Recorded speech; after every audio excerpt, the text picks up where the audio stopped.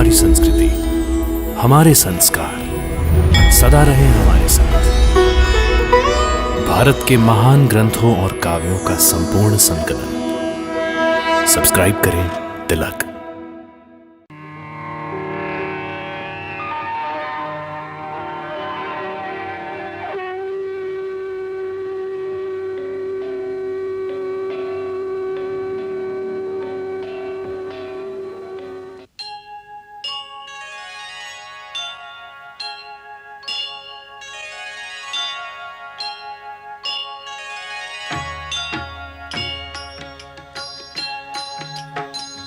सीताराम चरित अति पावन, मधुर सरस अरु अति मन भावन।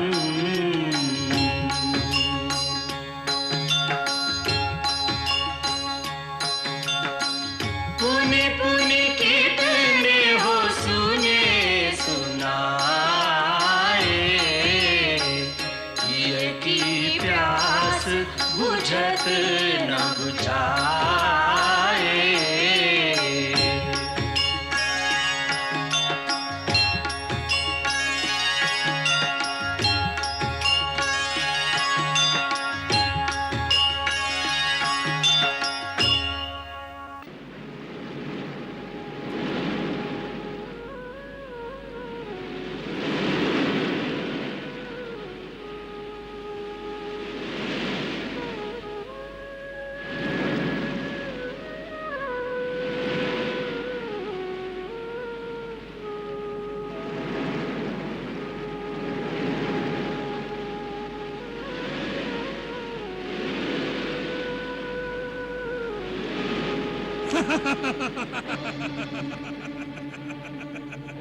समुद्र से रास्ता मांग रहे हैं।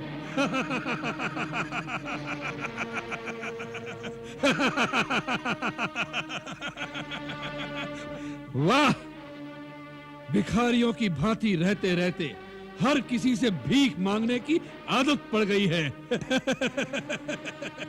मूर्ख ये समझता होगा कि समुद्र के सामने बैठकर रोएगा, अपनी व्यथा सुनाएगा कि मेरी पत्नी का हरण हो गया है, तो समुद्र दया से द्रवित होकर अपनी लहरों में उसको सूखा रास्ता बना देगा।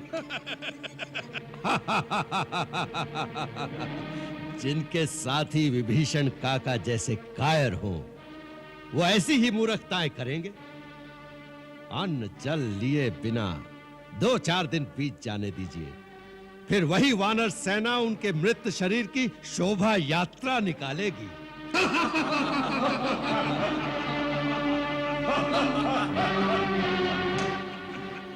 नहीं नहीं, ऐसी अशुभ बातें मत कहो। मैं नहीं कह रही पुत्री, मैं तो केवल तुम्हें राजमहल के समाचार सुना रही हूँ। वहां जो बातें हो रही हैं, मेरी एक सखी आकर बता जाती है। उसे तुमसे बड़ी सहानुभूति है, परंतु महाराज के डर के कारण वो तुमसे मिल नहीं पाती। परंतु माँ, यदि ये बात राजमहल में हो रही थी तो सच्ची होगी। तो क्या मेरे स्वामी निराश होकर समुद्र तट पर बैठे हैं? इस प्रकार समुद्र उनकी बातें क्यों सुनेगा? कहीं रावण की भांति संसार के और लोग भी उनका उपहास न करें माँ। नहीं नहीं पुत्री, ऐसी निराशा भरी बातें क्यों सोचती हो? विभीषण की पत्नी शर्मा भी कहती हैं कि श्री राम स्वयं भगवान का अवतार है। वो सर्वशक्तिमान है। वो चाहे तो इच्छा मात्र से सब कुछ कर सकते हैं। वो नर के रूप में आज जो कुछ कर रहे हैं, वो सारी कार्य संसार में आदर्श स्थापित करने के लिए कर रहे हैं। तुम उनकी शक्तियों पर भरोसा रखो पुत्री।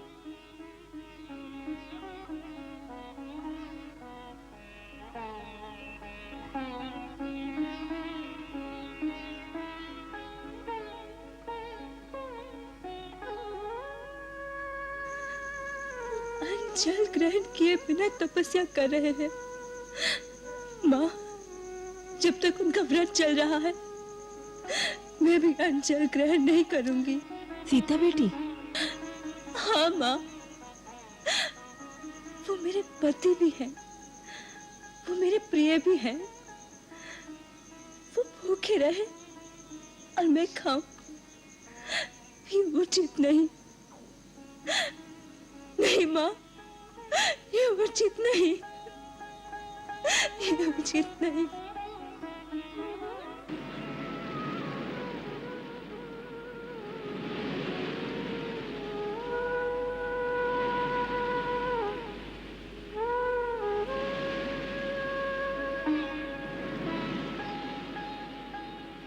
आसन डार के पालती मार के बैठ गए प्रभु साधक जैसे।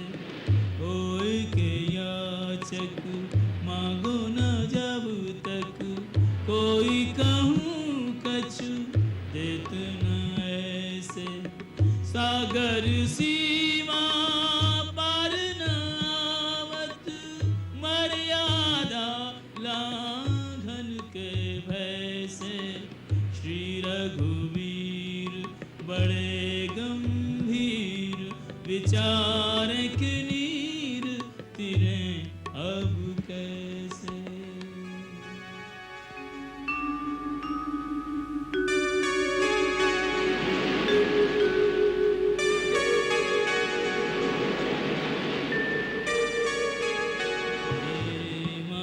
सागर हे रत्नाकर, आपसे आज है काज हमारा। अमृत हेतु न रत्नों के कारण, आपके सन्मुख हाथ पसारो। पंख नहीं कोई पंथ नहीं, अब सैन्य सहित हमें पार उतारो। ओहु सहाय सुझाओ उपाय, रहे गौरिणी रघुवंश तिहारो।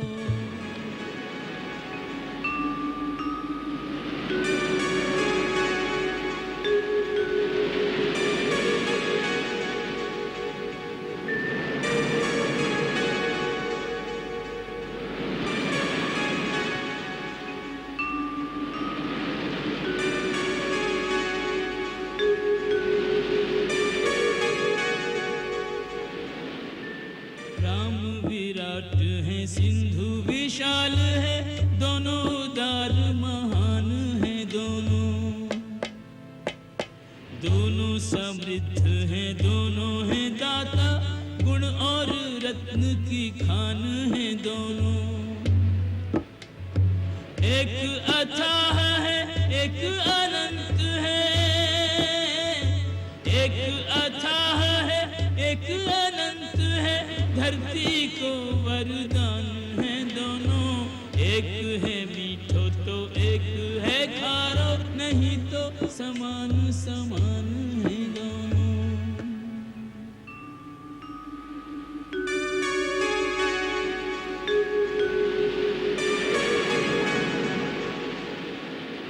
अतल सिंधु के जल में बह गए, जितने किए उपाय। अब क्या होगा, अब क्या होगा, कुछ भी समझ ना आए, कुछ भी समझ ना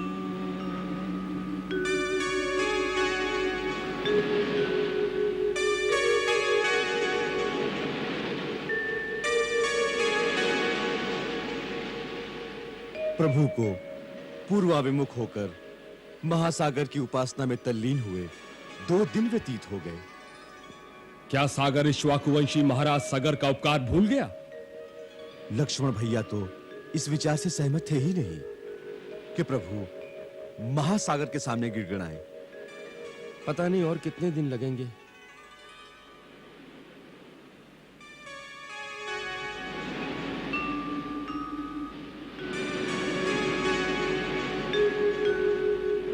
पल पल आशा टूटती, छूटो जाए धीर, घोर निराशा सिंधु ज्यों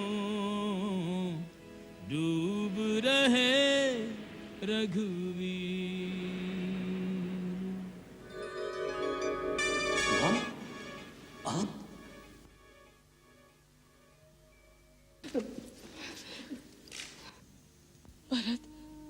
भरत, मेरे राम किसी संकट में है। वो किसी विपत्ति के गहरे समुद्र में डूबता चला जा रहा है। ये आप क्या कह रही हैं माता? ये असंभव है। नहीं, मैंने इस रात को एक स्वप्न में राम को एक अथाह सागर के मध्य में अकेले बैठे देखा है। साथ में सीता नहीं दिखाई दी। वो अकेला है, भूखा है, प्यासा है और धीरे धीरे समुद्र की लहरें उसे डुबोती चली जा रही है। भरत अपने भाई का पता लगा ले। वो अवश्य किसी संकट में है। उसे सहायता की आवश्यकता होगी। भरत, धीरज रखिए माता, धीरज रखिए। भैया पे कोई विपत्ति आ ही नहीं सकती। अब उनके आने में थोड़े ही दिन रह गए ना, इसलिए भावनावश आपका मन भ्रमित हो गया है। अन्यथा उनकी शक्ति के आगे ये संसार तो क्या, तीनों लोकों में कोई ठहर ही नहीं सकता। देखिए, उनकी चरण पादुका पे रखे हुए फूलों में कोई मुरझायापन नहीं है। सब जैसे प्रसन्नता से आह्लादित है। शास्त्र के अनुसार ये शुभ शकुन का सूचक है। नहीं, शास्त्र लिखे शकुन और शकुन का ज्ञान झूठ हो सकता है, परंतु माँ के हृदय की सूचना कभी झूठ नहीं हो सकती। मैंने स्पष्ट देखा है, मेरा राम किसी समुद्र के बीच में फंस गया है। भरत बेटे, यहाँ से समुद्र कितने दूर है? मुझे वहां ले चल, मुझे वहां ले चल। माता, समुद्र मैंने देखा नहीं, सुना है बहुत दूर है। बहुत दूर है, बहुत दूर।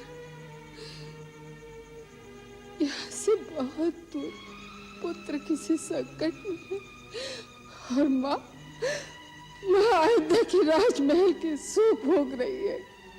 पुत्र यदि मेरे पंख होते तो उड़कर मैं तेरे पास चली आती, परंतु क्या करूं? तू जहां भी है, जिस अवस्था में है, मेरा आशीर्वाद है। भगवान पुंडरीकाक्ष तेरी सहायता करे। तेरी विजय हो, तेरी विजय हो। विनय न मानत जलधि जड़ गए 3 दिन बीत, बोले राम सकोप तब, भय बिनु होय न प्रीति।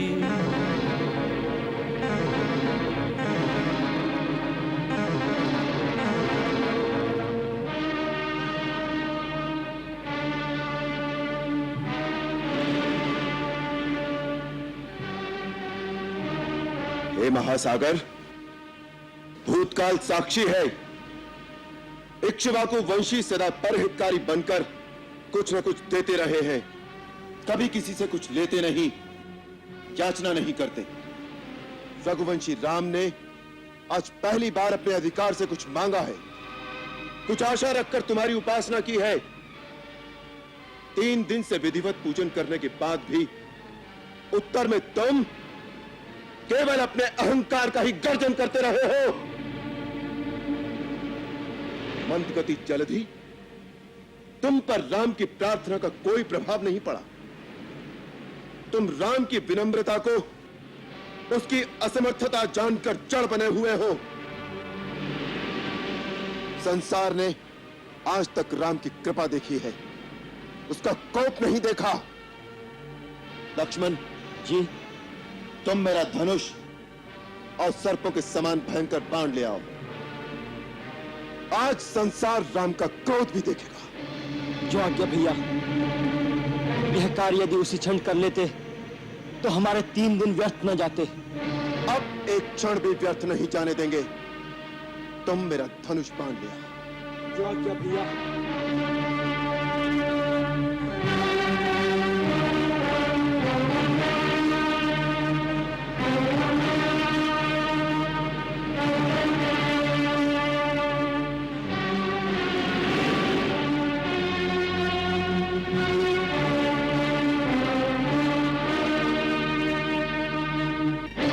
जैसे मूर्ख के सामने विनय दिखाना और कुटिल के संग प्रीति करना व्यर्थ होता है, जिस प्रकार मोह ममता में फंसे हुए को ज्ञान का उपदेश देना और उस और धरती में बीज बोना विफल होता है, उसी प्रकार तुम जैसे अहंकारी के सामने राम की विनय और पूजा का कोई मोल नहीं पड़ा।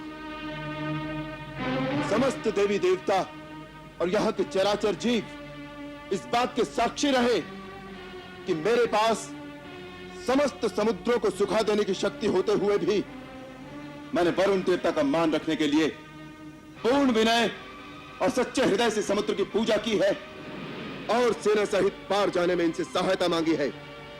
परंतु इस शठ ने मेरा उपहास ही किया है। शास्त्र कहता है, जैसे केला काटने पर ही फल देता है, उसी प्रकार नीच दंड देने पर ही झुकता है। अतः अब मैं ब्रह्मास्त्र का संधान करके इस समुद्र को पाताल तक सोख दूंगा। अब जल के स्थान पर यह केवल रेत और बालू ही रह जाएगी, जिसके ऊपर से मेरी सारी सेना आगे बढ़ेगी। जय ब्रह्मदेव।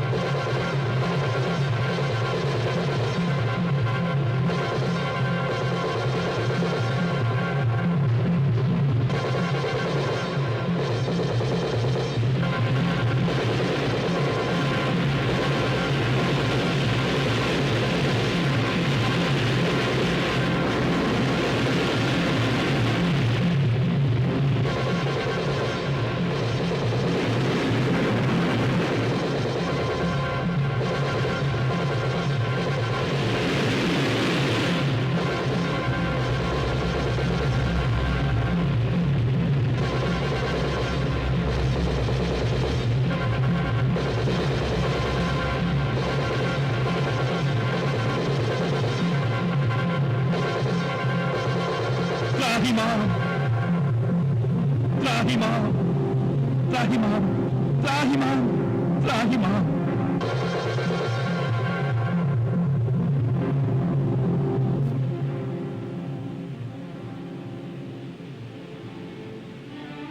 क्षमा करो प्रभु, मेरे अवगुण क्षमा करो। आपकी पूजा और विनय के उत्तर में मैंने अपना स्थान छोड़कर आपको मार्ग नहीं दिया, इसमें अवश्य मेरा दोष है, परंतु ये दोष तो आप ही का दिया हुआ है। आपकी प्रेरणा से माया ने प्रकृति में जड़ चेतन सृष्टि की उत्पत्ति की है। उसी ने जड़ और चेतन की भिन्न भिन्न मर्यादाओं को निर्धारित किया है। प्रभु, हम 5 तत्व अर्थात आकाश, धरती, अग्नि, वायु और जल इस सृष्टि के मुख्य आधार हैं। इन पांचों के गुण, स्वभाव और मर्यादाएं आपकी स्वीकृति से ही निश्चित की गई हैं। मुझ में सहस्त्रों तरंगे उठती हैं, परंतु मैं कभी अपने तत्व की मर्यादा का उल्लंघन नहीं करता। मेरा स्वभाव अक्षुब्ध है, परंतु आज आपके बाण ने मुझे क्षुब्ध कर दिया। जल यदि अपनी मर्यादा को भंग करेगा तो आपकी आज्ञा का उल्लंघन होगा। आप तो सर्वसमर्थ स्वामी हैं। आपको बाण चलाने की आवश्यकता भी नहीं। आपकी इच्छा मात्र से ही मैं सूख जाऊंगा और आपकी सेना मुझे पार कर जाएगी। परंतु भगवान, उससे मेरा मान और मेरी मर्यादा दोनों भंग हो जाएंगे। 5 तत्वों में से यदि एक का भी इस प्रकार गुण और स्वभाव बदलकर उसकी मर्यादा भंग कर दी जाएगी तो सृष्टि के संतुलन में विकार उत्पन्न हो जाएगा, जिससे इस धरती पर विस्फोट हो जाएगा। प्रभु, यदि आप प्रलय से पहले ही प्रलय लाना चाहते हैं तो आपको अधिकार है, अन्यथा इस ब्रह्मास्त्र से मेरी रक्षा कीजिए। स्वामी, मैं एक सेवक की भांति आपकी शरण में आया हूं। जैसा उचित समझें आज्ञा दें, मैं वही करूंगा। मेरी रक्षा करो अथवा दंड दो। हमें तुम्हारे वचनों से संतोष हुआ। हम तुम्हारी मर्यादा भंग नहीं करेंगे, परंतु हमें वो उपाय बताओ जिससे हमारी सेना भी उस पार उतर जाए और सागर की मर्यादा भी रहे। नाथ, इसका उपाय तो बहुत सहल है।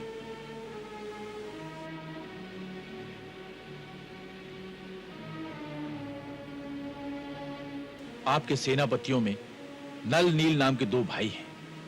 बाल्यकाल में वो बड़े शरारती बालक थे। वो ऋषियों का सामान उठाकर नदी में फेंक आते थे, जिससे दुखी होकर एक बार एक सिद्ध ऋषि ने उन्हें श्राप दिया कि वो अपने हाथ से जो कुछ भी सामान उठाकर पानी में फेंकेंगे वो कभी डूबेगा नहीं। आज वही श्राप आपके काम आएगा। नल विश्वकर्मा का औरस पुत्र है। इसे शिल्प कला भी आती है।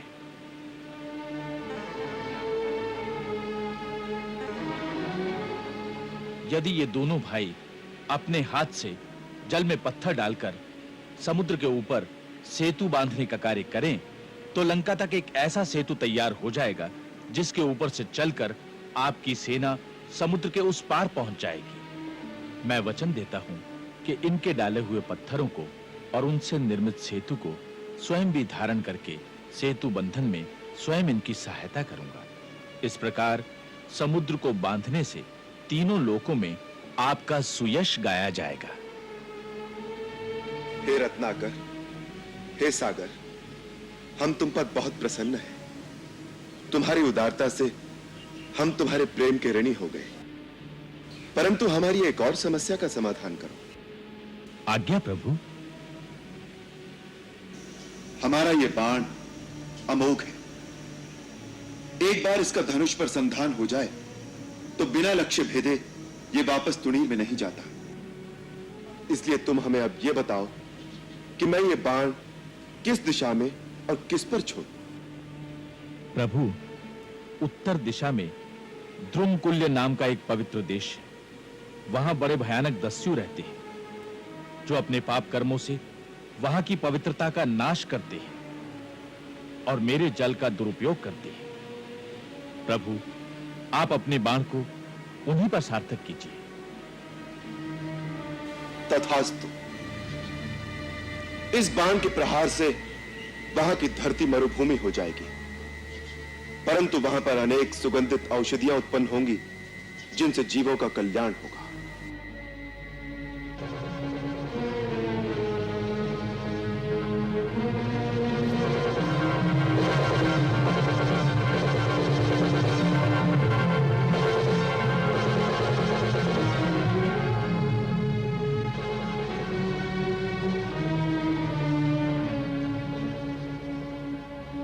अब मुझे आज्ञा दें अयोध्यानाथ। शिव शंकर और मां भवानी आपको विजयी बनाए। सिद्धि विनायक आपके सकल मनोरथ सिद्ध करें। करुणा सागर वीरती करूं जोड़ कर हाथ सिए सहित मुहे बेगी दर्शन दीजो नाथ।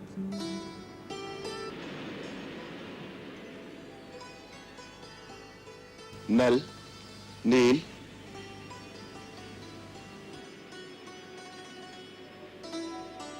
आज्ञा प्रभु। विश्वकर्मा नंदन, आपने अभी तक अपने इतने महान शिल्प विज्ञान को छुपाए रखा? क्षमा करें प्रभु, हमें अपने माता पिता की आन थी। बिना कहे हम अपने गुणों को स्वयं नहीं बताते। प्रभु, हमें आशीर्वाद दीजिए। समस्त वानर दल की सहायता से सिंधु पर सेतु बांधने का निर्माण कार्य आरंभ कर दे। शुभस्य शीघ्रम। महाराज सुग्रीव, अपने वानरों से कहिए कि इसी क्षण सेतु बंधन का कार्य आरंभ कर दें। सेतु बंधन के सभी कार्य नल और नील की आज्ञा अनुसार होंगे। प्रभु, आपकी आज्ञा का पालन हो जाएगा। क्या कहा? समुद्र स्वयं प्रकट हुआ? तुमने अपनी आंखों से देखा? जी महाराज, ये दृश्य श्री राम की सारी सेना ने देखा। श्रीमत कहो उसे। हमने कई बार ऐसा आदेश दिया है। क्षमा करें महाराज, समुद्र देवता ने राम को वचन दिया है कि वो सेतु बांधने में उनकी सहायता करेगा।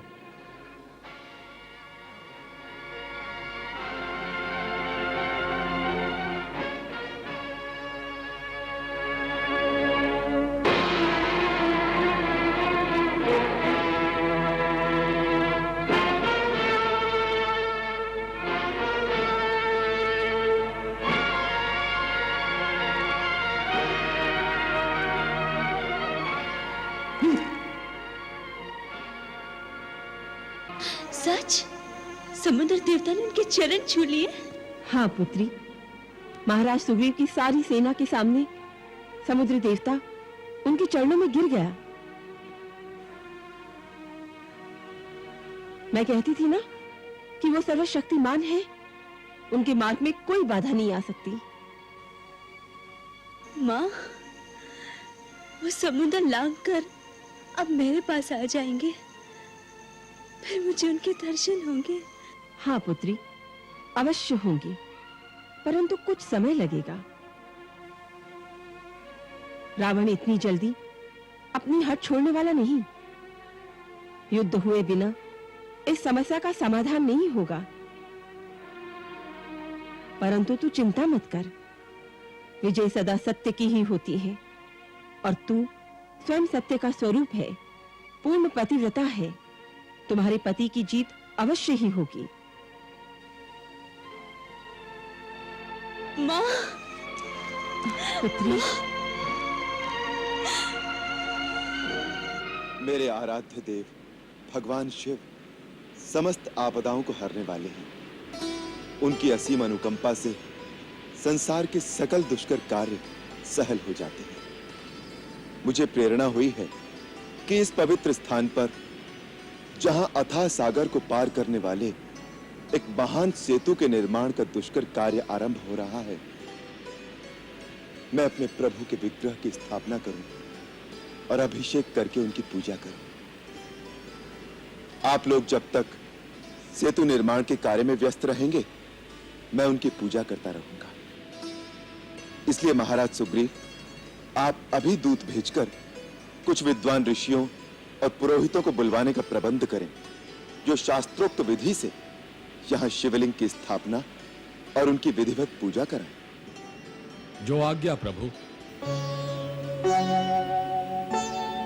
ओम स्वस्ति न इंद्रो वृद्धश्रवाः स्वस्ति न पूषा विश्ववेदाः स्वस्ति नस्तारक्षो अरिष्टनेमिः स्वस्ति नो बृहस्पतिर्दधातु।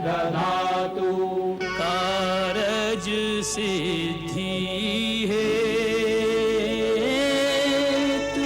कपि अधिक उछाह सो लावत बांधन से तू पाथर वृक्ष बड़े बड़े। संकल्पः श्री सूर्यवंशावतंसः श्री दशरथात्मजो रामाहम् ममात्मनः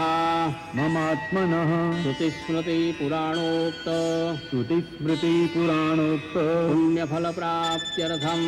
पुण्यफलप्राप्त्यर्थम् सर्वारिष्ट सर्वविघ्न निवारणार्थम्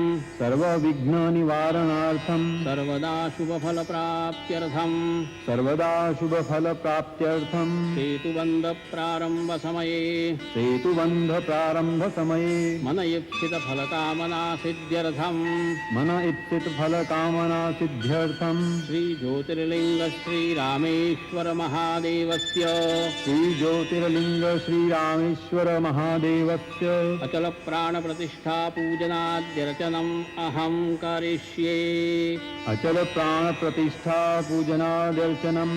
करिष्ये।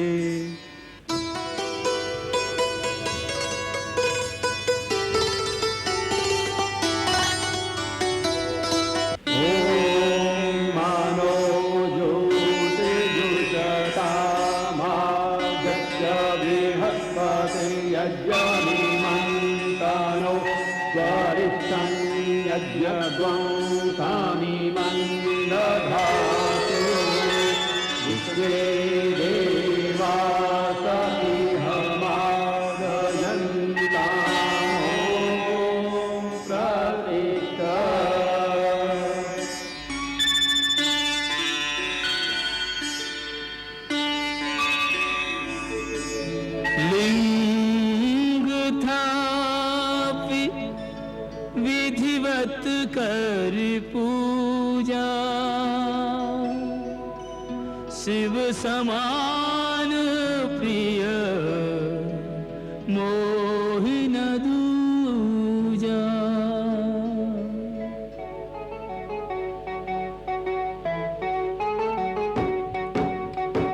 शिवद्रोही मम भगत कहावा सोनर सपने हूँ मोहि न पावा।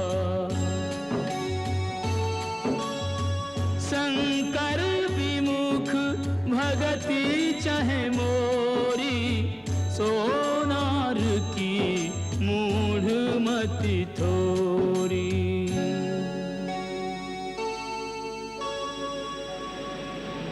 मंगल भवन अमंगल हारी प्रभु सुदशरथ अजिर बिहारी।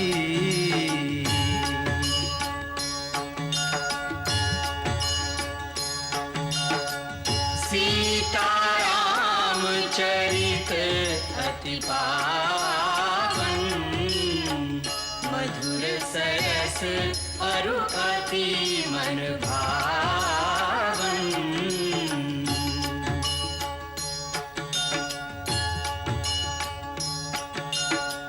पुनि पुनि कितने हो सुने सुनाए ये की प्यास बुझत न बुझाए।